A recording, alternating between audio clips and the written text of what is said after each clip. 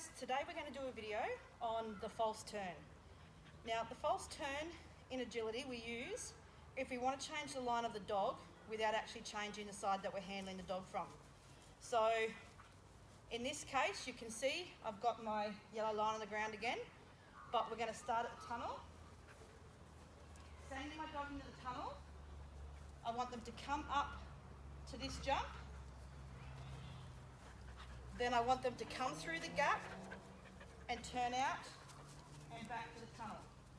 So you can see the handling's all done with the right hand, except for when we want them to change their line.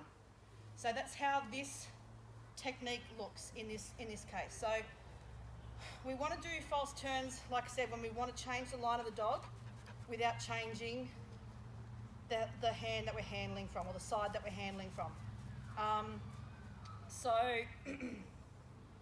if we think about the 7 handling elements in a false turn,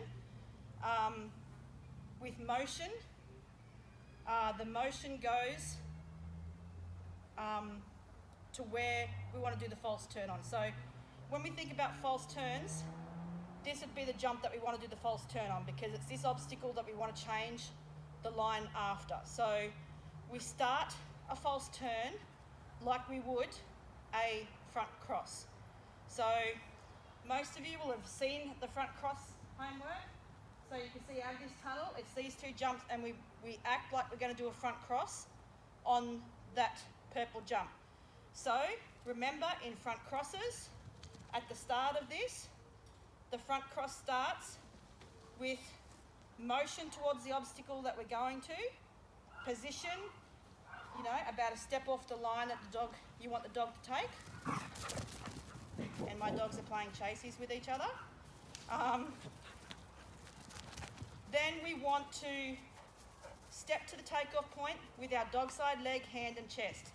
So it starts like a front cross, just like that. And you don't have to be up near the jump. So if we think about, let's just talk about our 7 handling elements. So motion is going to be into this obstacle, then straight back, and then in the direction you're going to next. That's how motion works. Then if we think position, you want to be off about that step off the line we want the dog to take. So in this case, my position's off the line of the dog as they're coming through here. I take my step to the takeoff point. Then I bring the dog through to where I want them to go, which is that yellow line there. And then my next position again is about that stride off the dog's path, because that's going to show them where they want to go next and back to the tunnel. Then if we think about connection, remember, connecting with our dog out of the tunnel, sending to the obstacle we want to do the false turn on, and then I really want to connect with my dog as they're turning to the new line. Connect, and then keep the connection through as we're going to the tunnel. If I think about my chest, again, my chest is to the takeoff point initially, like a front cross, chest to the takeoff point, and then my chest turns to the line I want my dog to come in on. So my chest goes to the line, the yellow line, that I want the dog to come in on, and then I turn my chest towards the obstacle I want them to take next. So remember, where the chest goes, the dog goes. Chest towards the takeoff point, chest on the line that I want them to take, chest to the obstacle that I want them to take next. Feet. Remember, the feet follow the chest. So, feet to the takeoff point. I turn my feet towards the line I want my dog to come in on, the yellow line. And then, as I turn out, I want the dog side leg going towards the obstacle I want them to go to next. So remember, we always send places with our dog side leg. So I send to this obstacle, I bring them in, then I send to this obstacle. So remember, dogs go where the chest and feet go. So they work together. Same with the hands. So initially, Dog side hand to send to the obstacle we want them to go out to the takeoff point like we would in the front cross. Step to the takeoff point. Then I change guide arms to bring them in to the gap here. And we change the guide arm because, remember, we want the chest to go on this line. And if I use this hand, it helps my chest stay on the line. If I were to use this hand, you can see the impact it has on where my chest points. That's why this guide arm stays. We use the guide arm rather than just trying to pull them through the gap with this hand, because that's turning my chest out here. And if the dog turns the corner and sees me like this, they're probably going to go to the back side of this jump. So that's why we change guide arms. It helps my chest show the line I want them to take. And then as they've committed to the new line and I turn out, I just change guide arms again. So in a voice here, you can use your collection cue on this jump, or you can use a name call. Stormy can tend to turn quite wide, so I would probably send to the takeoff point and go, Stormy. And my verbal happens the same time that my chest and hand are indicating to come through on the line I want them to take. So that's false turns in a nutshell. The key points I want you to remember in a false turn is that we're trying to impact their line without changing the side we're handling from. So in order to do that, we use our chest, our feet and our hand to show them the new line we want them to take. As soon as they commit to the new line is when you turn out into the direction that they're going next.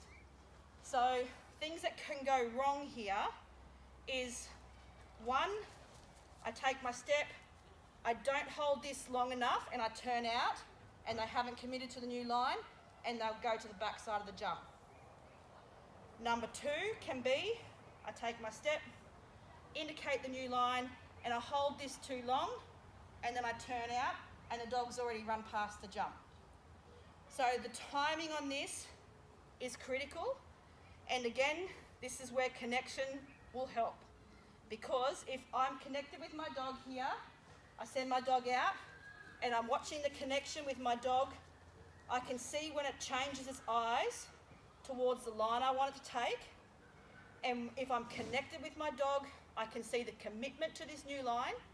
Once I see them commit to this new line, I can then turn out the direction I want them to go next. So this is why I've talked so much about connection, because if you're not connected with your dog, you can't tell when they're committed, and if you don't know when they're committed, you can't tell when to cue the turn. So that's the 3 C's, remember: connect, commit, cue. So in this case, I've sent my dog to the jump, they've landed, I've connected with my dog, I commit them to this line with my hand, chest and feet all saying, come to me. Once I see them commit to the new line, I can cue the false turn. So that's how that flows together. Now, you can use false turns in a lot of different places, and the exercises I've given you gives you a wide variation of how you can use them.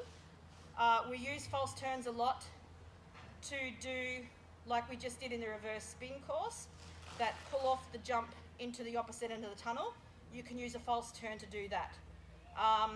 And I have an example of that for you in the course.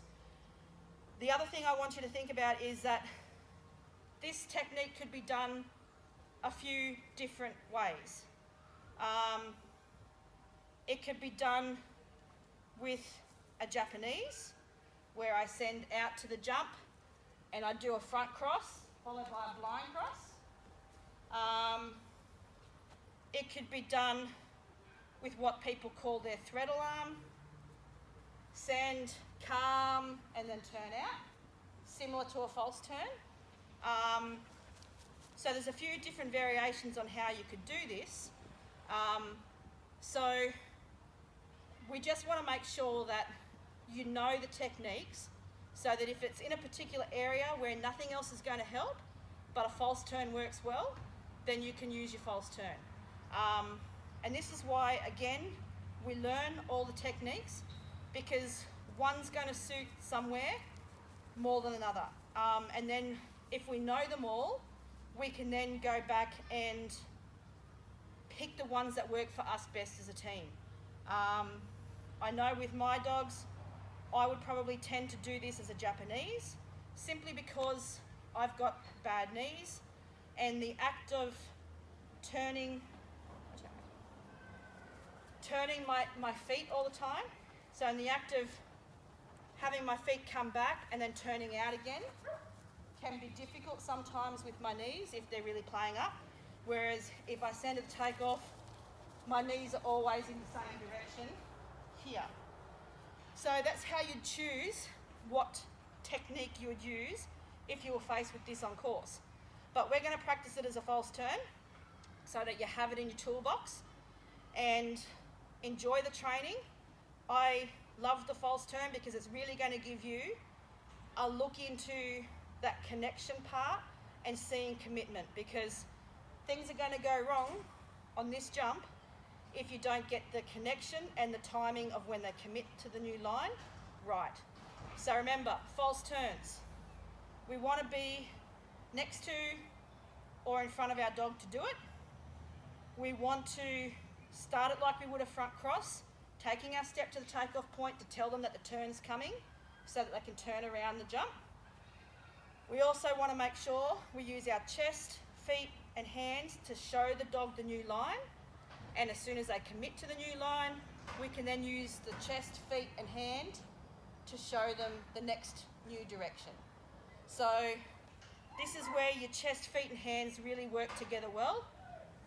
Show them the new line, show them where we're going next. So I look forward to seeing your videos, and please enjoy. If you've got any questions, let me know.